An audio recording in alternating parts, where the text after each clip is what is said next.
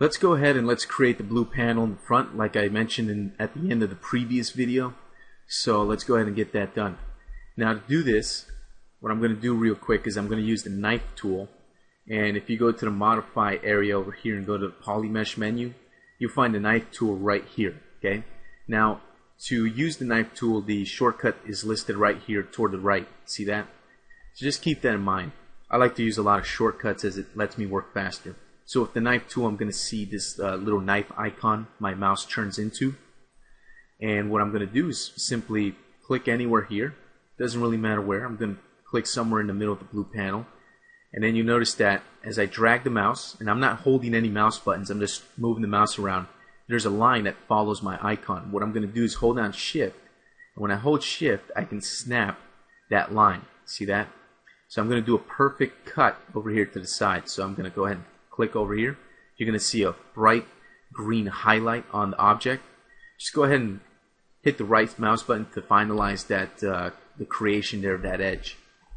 What I'm going to do is I'm going to select that entire edge that goes around the object, and I'm going to bevel it to basically make two of them.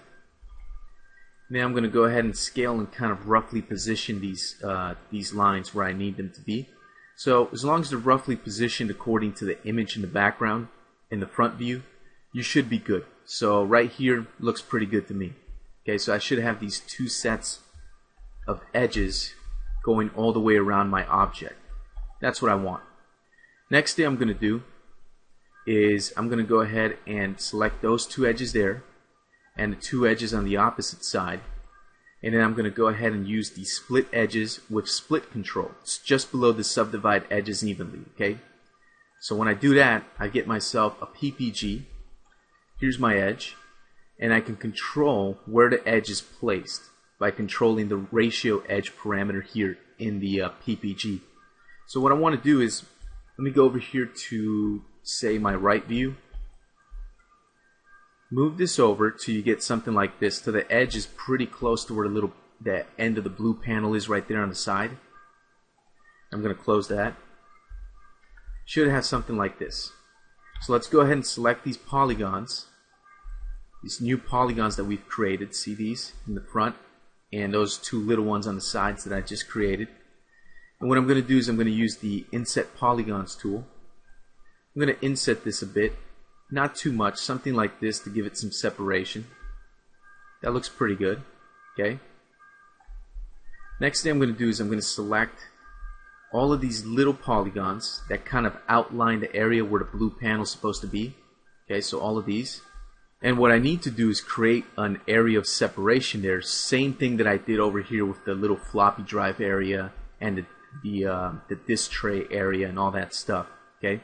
So what I'm going to do is I'm going to extrude, but we're going to have a problem. If I try to go ahead and extrude this long axis, you're going to see that we get ourselves some very strange results. It's not extruding the way that I need it to. So what I'm going to do is I'm going to go over here to the selection button, open up the extrude op, and I'll select the last extrude op that I did and hit delete on the keyboard to get rid of it. It's just another way of undoing. If you don't want to go that route, you can just hit Control Z to undo a couple of times before you extrude. Alright, so how can I extrude this and get it to extrude correctly?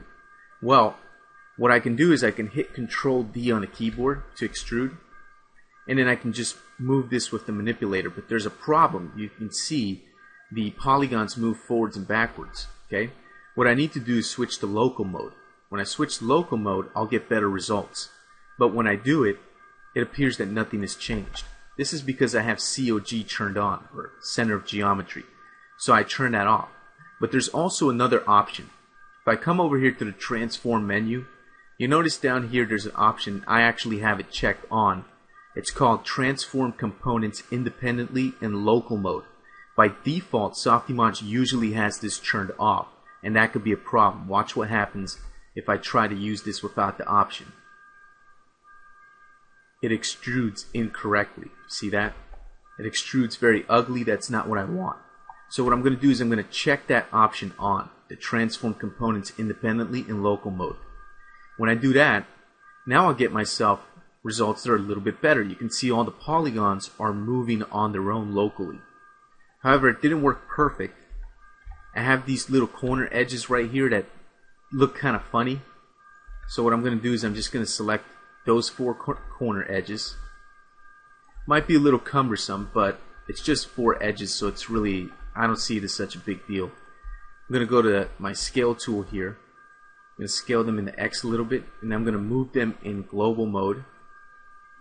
Just move them back a bit, and that fixes it up real quick and easy. Okay.